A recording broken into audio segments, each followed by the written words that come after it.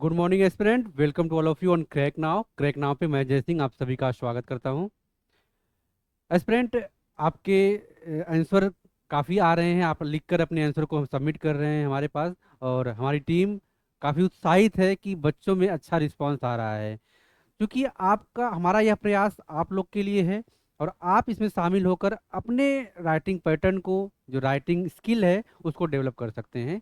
तो इस चैनल को सब्सक्राइब कीजिए, अपने फ्रेंड सर्कल स्टडी जोन में शेयर कीजिए, ताकि और जो बच्चे हैं जिन्हें हमारी इस वीडियो से हेल्प मिल सके, हमारे साथ जुड़कर अपनी तैयारी को अल्टीमेटली अपने सिलेक्शन के प्रोसेस तक पहुंचा सकें। तो डेली हम एक क्वेश्चन लेके आते हैं, जिसमें आपको क्वेश्चन के आधार पर अपने कुछ पॉइंट होते हैं, उस पॉइंट को हम डिस्कस करते हैं।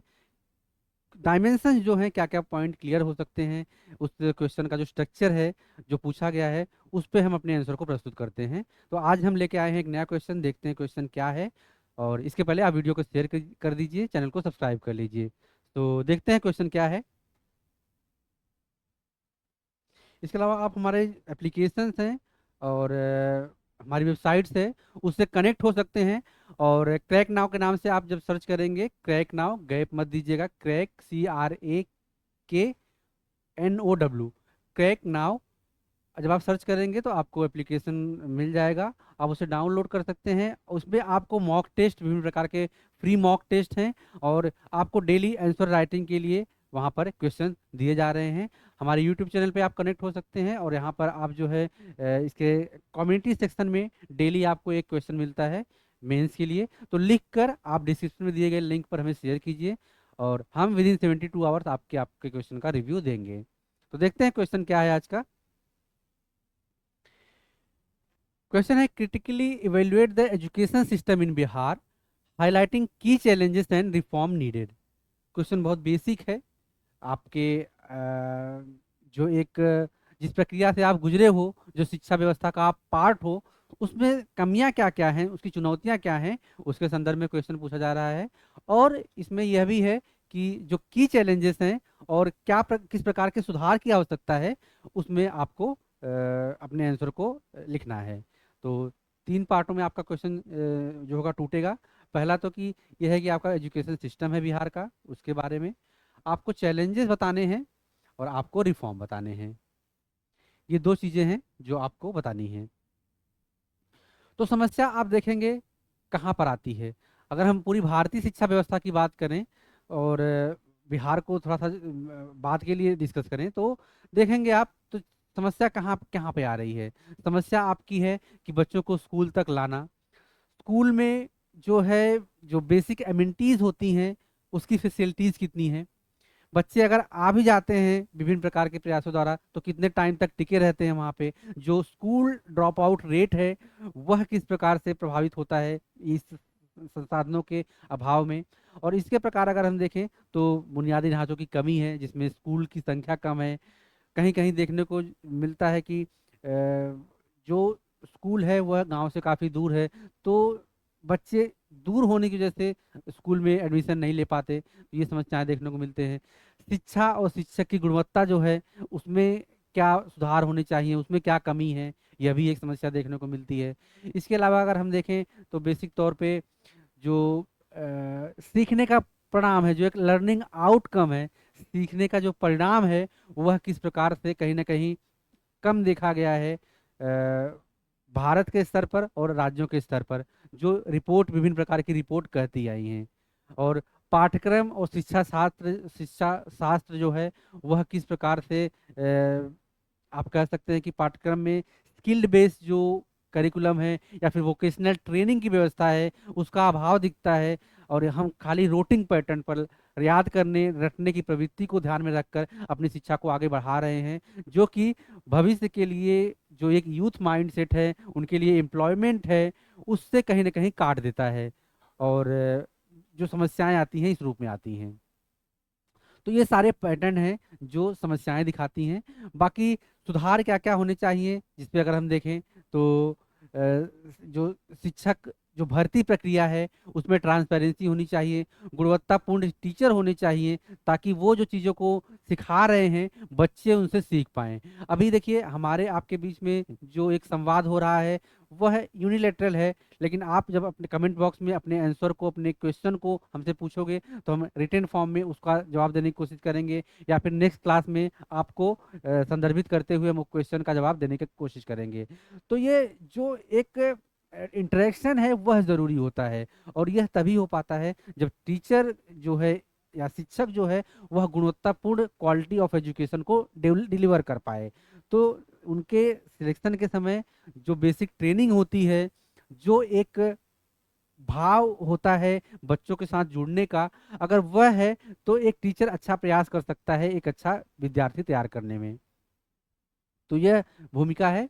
इसके अलावा अगर हम देखें तो ड्रॉप आउट दर जो है उसको कैसे कम किया जाना चाहिए, जो बेसिक एमेनिटीज हैं उस जो आप देखेंगे कई जगह पे स्कूल तो हैं, छत नहीं है, उनके लिए प्रॉपर टॉयलेट, जो बाथरूम की व्यवस्था है वह नहीं है, बैठने के लिए प्रॉपर क्लासरूम भी कहीं कहीं नहीं है।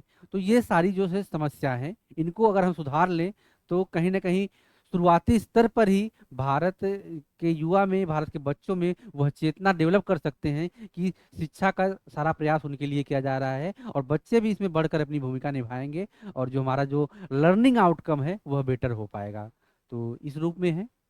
बाकी निगरानी और मूल्यांकन भी इसका एक पार्ट होता है कि जो विभिन्न टेस्ट हो रहे हैं उस टेस्ट की ट्रैकिंग, जो सिखाया जा रहा है उसका आधुनिक शिक्षा से और जो बढ़ती तकनीक है उससे क्या इम्पोर्टेंस है, इसके संदर्भ में भी हम देख सकते हैं।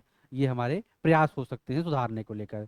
तो ये सारी जो है हमने बात की अपने चिंताओं को लेकर, कमी कहाँ पर है और उसको सुधार क्या क्या होना चाहिए। एक जनरली जस्ट रूटिंग पॉइंट में बता देता हूँ आपको कि क्या क्या समस्याएं हैं। जैसे अगर समस्याएं देखें तो बुनियादी ढांचों की कमी, चैलेंजेस अगर आपके देखें तो बुनियादी ढांचाओं की कमी आएगी,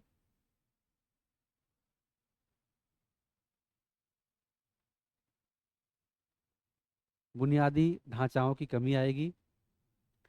जो लर्निंग आउटकम है, लर्निंग आउटकम है,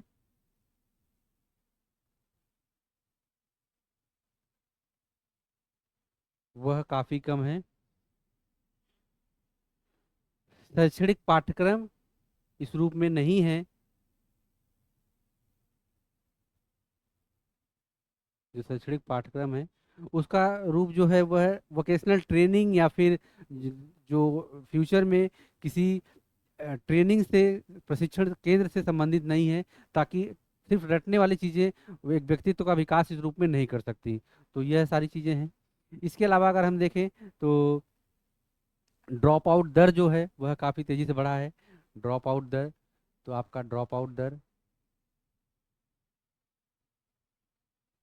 आपकी जो समस्याएं होती हैं अगर उसी को आप सोल्यूशन दे देते हो तो वही आपके जो रिफॉर्म होते हैं वही आधार बनते हैं। जैसे अगर इसी पे हम देखें तो बुनियादी ढांचाओं की कमी है, शिक्षा की व्यवस्था में पानी की कमी है, बाथरूम की कमी है, साफ सफाई की कमी है, स्कूल क्लासरूम की कमी है, नज़दीकी तौर पर कई गांव में स्कूल नहीं है जिससे बच्चे शिक्षा को नहीं एक्वायर कर पाते, शिक्षा को अफोर्ड नहीं कर पाते। तो अगर हमने बुनियादी ढांचों में सुधार कर दिया एक नियमित तौर पर, जैसे जो सर्व शिक्षा अभियान है उसके माध्यम से ये कहा जा रहा है कि 5 किलोमीटर के अंदर स्कूल होने चाहिए, बच्चों की कनेक्टिविटी होनी चाहिए।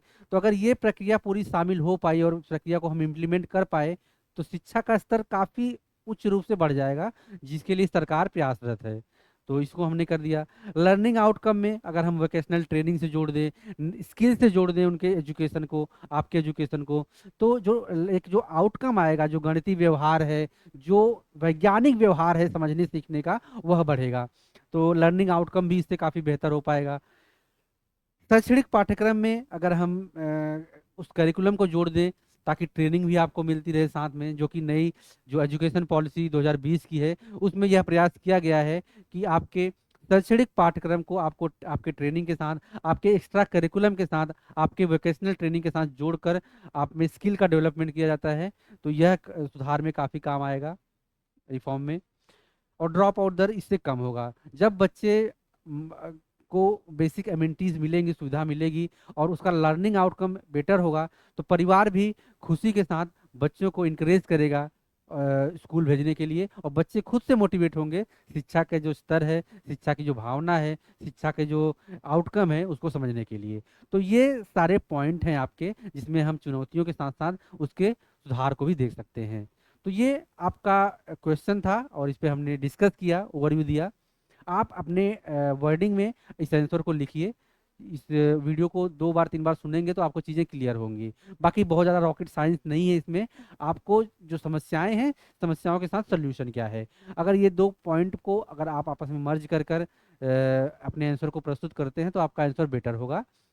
बाकी इस वीडियो को शेयर कीजिए, चैनल को सब्सक्राइब कीजिए और हमारे एप्लीकेशन, हमारे वेबसाइट से जुड़िए। वहाँ पर आपको फ्री में बहुत सारे कंटेंट है पढ़ने के लिए। तो मिलते हैं नेक्स्ट क्लास में नए क्वेश्चन के साथ। तब तक पढ़ते रहिए, व्यस्त रहिए। Thank you so much.